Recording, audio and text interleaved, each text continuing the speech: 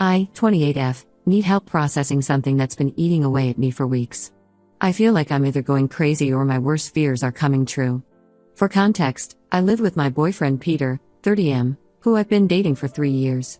My sister Jennifer, 32F, recently got divorced from her husband Jake after 5 years of marriage because he was abusive. She's 6 months pregnant and moved back in with our parents who live just 10 minutes from my place. Let me give you some background about Jennifer and me. We grew up really close despite being 4 years apart. She was always the life of every party, beautiful, outgoing, and popular. I was more reserved, focused on my studies and career. But we never let these differences affect our relationship. We told each other everything and supported each other through tough times. Jennifer met Jake in college through mutual friends. He seemed perfect at first, successful lawyer, charming personality, came from a good family. They dated for a year before getting married in a big ceremony. I was her maid of honor and remembered how happy she looked that day. Everyone thought they were the perfect couple. Things started changing about 2 years ago. Jake began showing controlling behavior. He would check Jennifer's phone, question her about male coworkers, and get angry if she spent money without telling him. He isolated her from friends and constantly criticized her appearance and decisions. I noticed the changes in my sister. She became quieter, stopped dressing up, and made excuses to skip family events. I tried helping her leave multiple times. I'd offer her a place to stay, sent her information about women's shelters, and even offered to help her financially.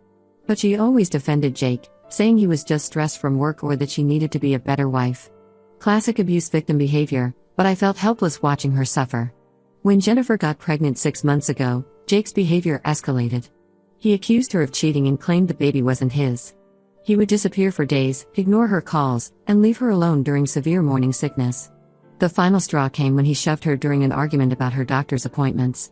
She finally left him and stayed with our parents while filing for divorce. Peter and I immediately offered our spare room, but Jennifer chose to stay with our parents. They have a bigger house and Mom could help with her pregnancy needs. She started visiting our house frequently, especially when I was at work. Peter works from home as a software developer, so he was always there when she came over.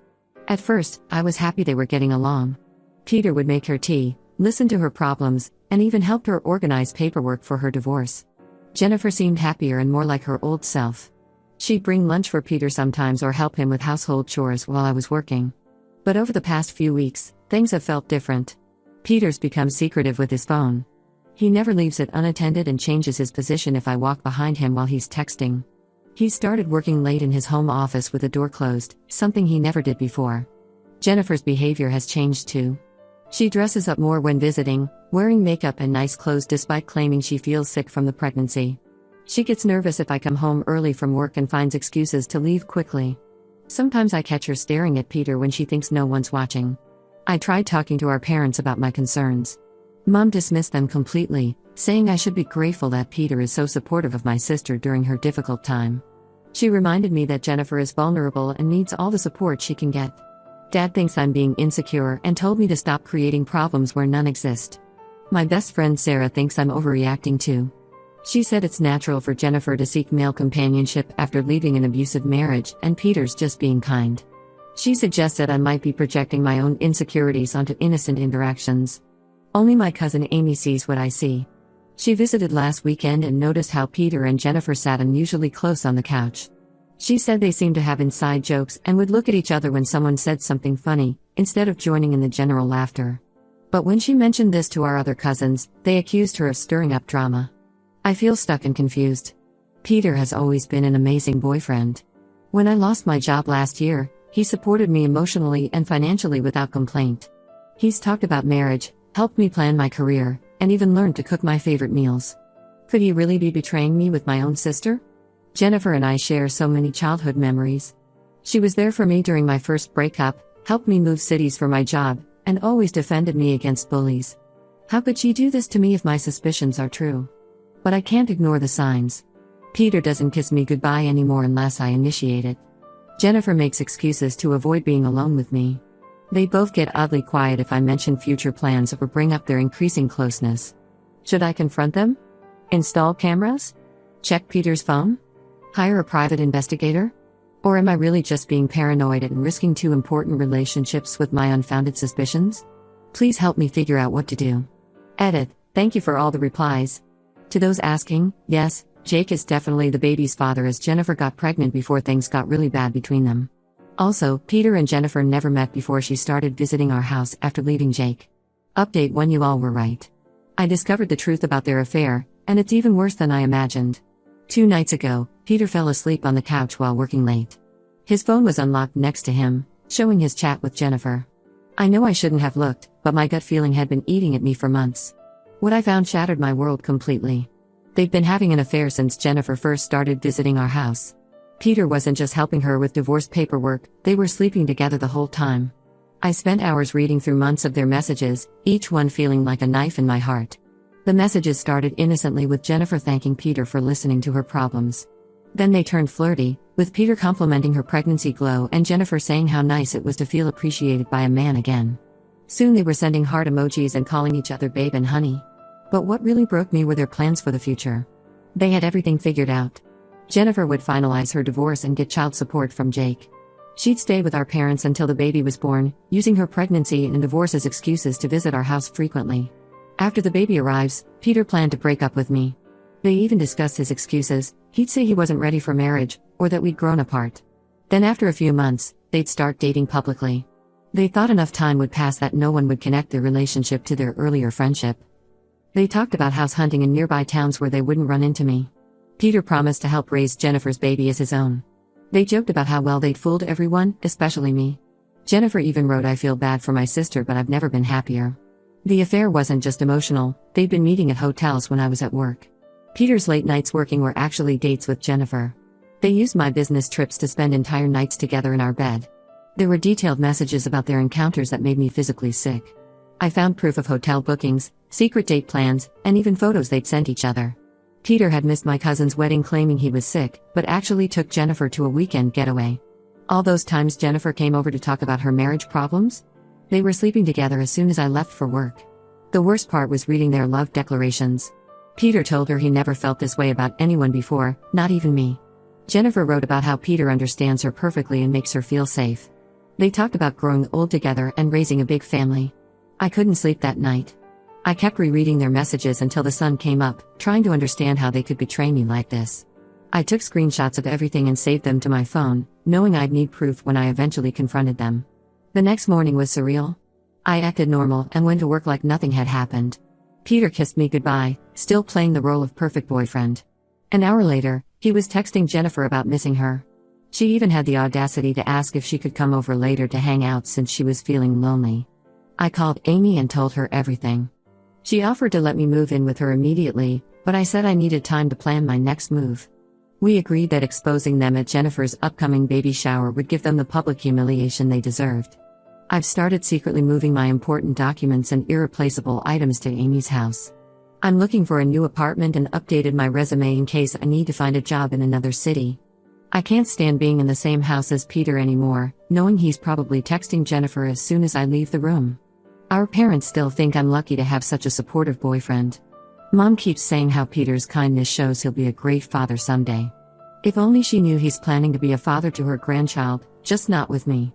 I feel like such a fool for not trusting my instincts sooner. Everyone told me I was being paranoid, but deep down I knew something was wrong. I gave them both the benefit of the doubt and they took advantage of my trust in the worst possible way. I haven't confronted them yet. I want them to face the consequences of their actions in front of everyone who matters to us. The baby shower is next weekend, and I'm going to make sure it's an event no one ever forgets. Update 2: The baby shower was yesterday and everything exploded exactly as I planned. I arrived early to help set up at my parents' house. Jennifer was glowing in her new blue maternity dress while Peter played the perfect future uncle, hanging decorations and arranging furniture. Everyone kept praising him for being so supportive during Jennifer's difficult time. I watched them steal glances at each other all morning. Peter's hand lingered too long when he helped Jennifer with chairs. She kept finding excuses to be near him. They thought they were being subtle, but now that I knew the truth, their behavior was obvious. I waited until all 40 guests had arrived, family, friends, co-workers, even some of Jake's relatives who still supported Jennifer. Mom had prepared an elaborate spread and decorated everything in soft yellow and green. Jennifer was opening gifts, surrounded by everyone cooing over tiny baby clothes and toys. I stood up and asked for everyone's attention, saying I had prepared a special surprise for the mom-to-be. Peter smiled proudly, probably thinking I'd finally gotten over my paranoia. I connected my phone to the large TV in our living room, pretending I had a slideshow of Jennifer's pregnancy journey. Instead, their private messages filled the screen. The room went completely silent as people read the explicit conversations between my sister and boyfriend. I watched their faces change from confusion to shock to disgust. Jennifer dropped the gift she was holding and started crying. Peter lunged for the TV, but I blocked his path. I read their messages out loud, their plans to get child support from Jake while living off our parents' generosity, their secret hotel meetings, how they planned to blindside me after the baby was born. I showed everyone the hotel receipts, time-stamped photos, and their conversations about sleeping together in my bed. Mom fainted when she read messages about them planning their future together. Dad had to help her to a chair while still staring at the screen in disbelief. Some of Jennifer's friends tried to leave, but I asked them to stay and listen to everything. Peter tried claiming the messages were fake, but I had dates and locations that matched his late work nights. He couldn't explain why hotel receipts showed him booking rooms when he was supposedly working. Jennifer broke down completely and admitted everything between sobs. The worst part was her attempt to justify their betrayal. She actually said I was never home and Peter was lonely. She claimed they didn't mean to fall in love but couldn't help their feelings. Peter joined in, saying they never wanted to hurt me but their connection was special. Our parents were destroyed. Dad couldn't even look at Jennifer, his favorite daughter. Mom kept crying and asking where she went wrong raising us. Our aunts and uncles started leaving, saying they couldn't support someone who would betray her own sister this way. I announced that I was moving out and never wanted to see either of them again. Several cousins offered me a place to stay. Peter begged me to listen to his side of the story, but I told him to get out of my parents' house. He tried taking some of his belongings, but I said I'd mail them to his office address. Jennifer kept sobbing about how I ruined her baby shower, but I reminded her that she ruined our relationship the day she decided to sleep with my boyfriend. Some of her friends actually defended her, saying she was pregnant and vulnerable, but most people were firmly on my side. Now I'm staying with Amy while looking for my own place. Our parents are devastated. Mom keeps calling and crying about her daughters never being close again.